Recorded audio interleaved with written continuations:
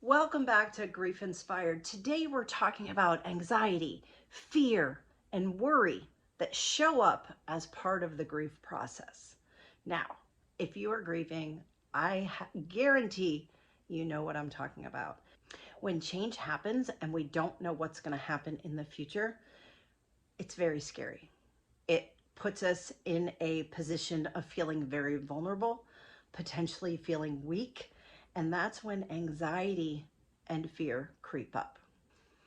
So if you are in a situation where you are fearing what's going to happen next, you're uncertain about your future, you're not sure which way to turn, then you need to ask for support.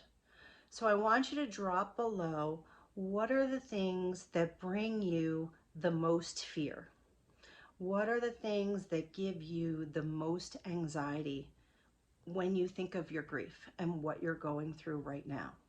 And then what are the things that you worry about day in and day out?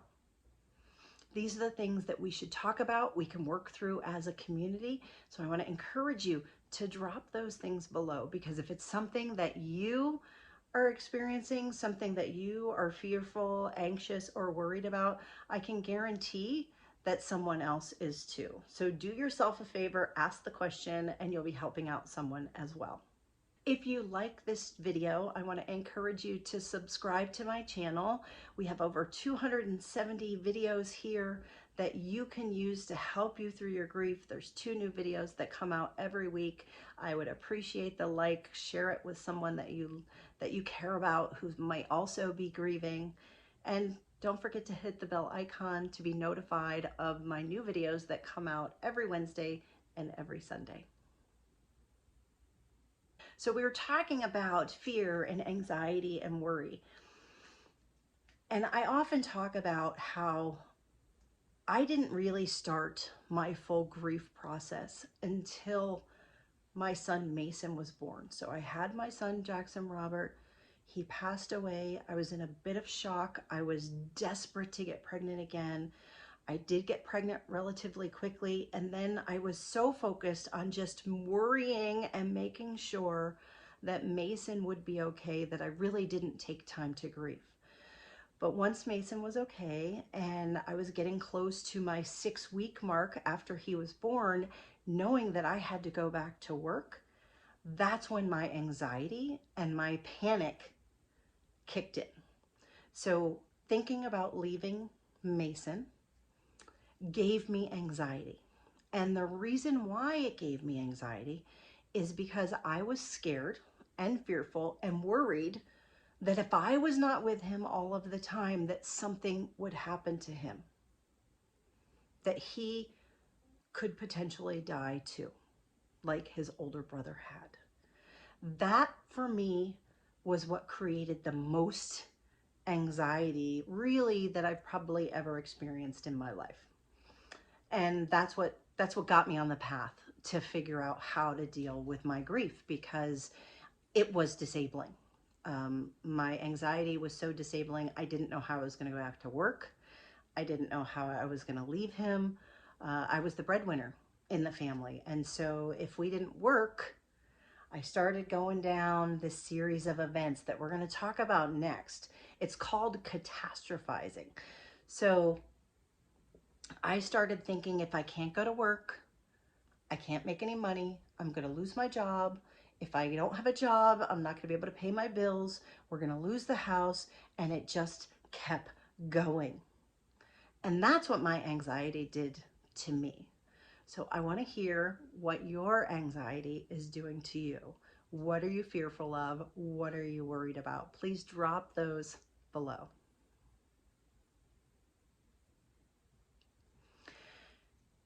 You'll hear me say over and over again that education is a critical part of the grief process, because the more you know, the more you can understand, and the more you can process what's going on with you specifically, because everyone grieves a little bit differently. So as part of that education, I want to talk about 2 different words. One word I've talked about before, and that word is rumination. And the other word that I just mentioned, catastrophizing. is another one. And I haven't talked about it yet on my channel, but I think it's important. So I want to make sure that I'm educating you on that as well. So let's start with definitions. Rumination, and this is funny, I had to write it down because I can tell you what it is, but I wrote it down what it said in the dictionary. And rumination is a deep or considered thought about something. So thinking on something intensely. Now, when it relates to grief, when we talk about rumination with grief, rumination, you know what it is because I'm guaranteed that you're doing it. Rumination is thinking about the past, all of the things that have happened, the replaying of all the events, the replaying of potentially different scenarios that if you had done this or if you had done that, that might create a different outcome. That is the rumination process. And it's the thing that like keeps you up at night. It's the thing that circles in your mind, and it creates fear and anxiety and worry because you're just replaying it over and over in your mind. Now, this is a necessary part of the grief process. It helps your brain come to terms with what's happened.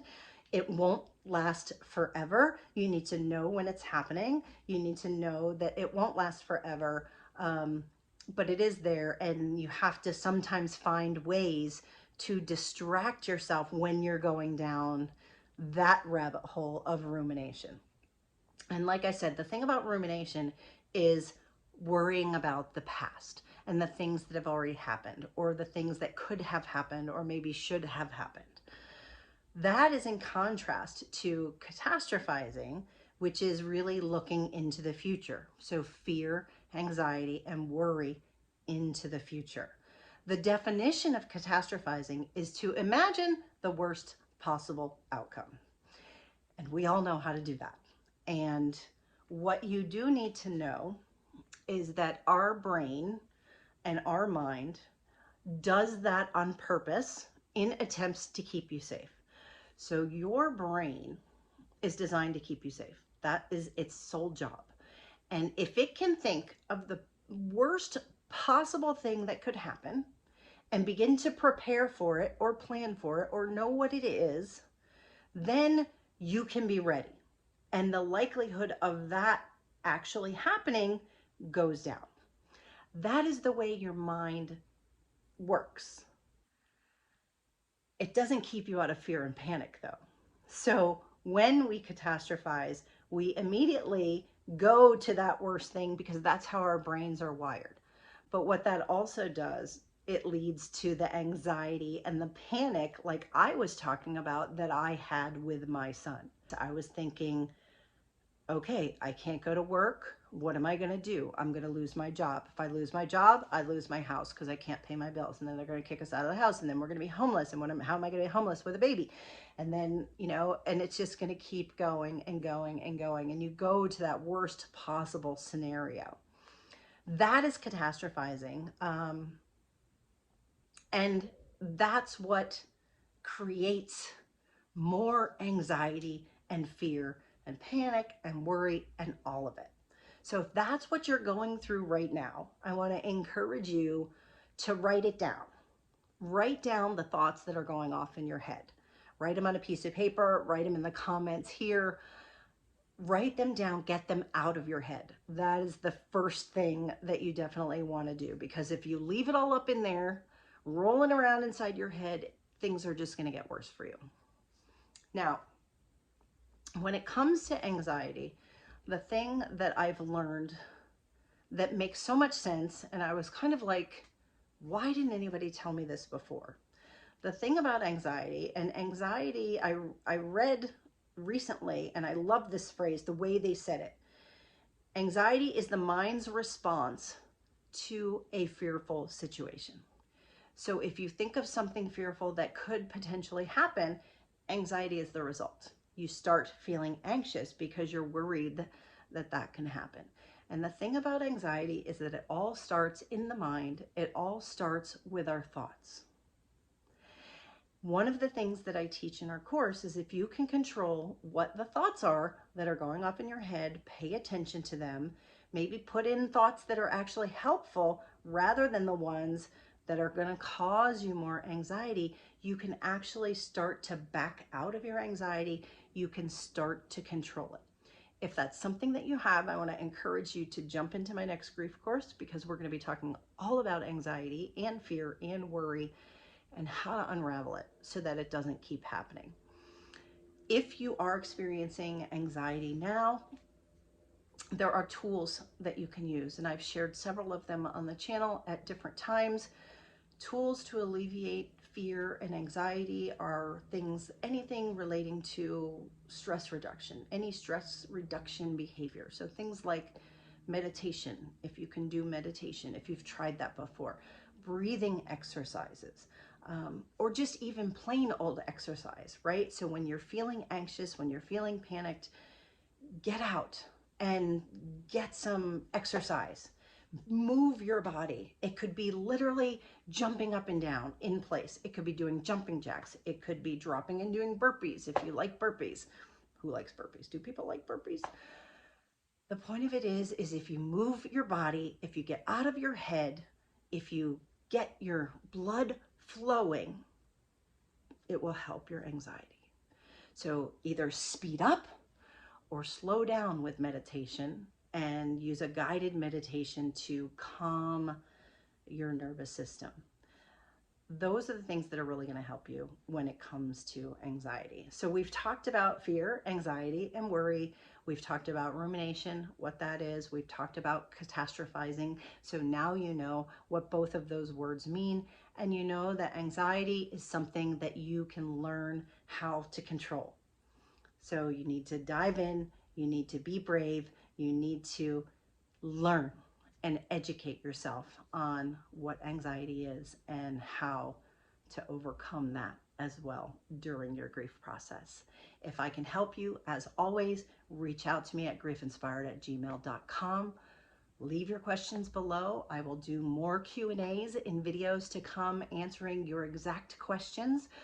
So if you have a burning question that you would like me to answer specifically for you, I want to encourage you to do that, because I will make sure that I get all of them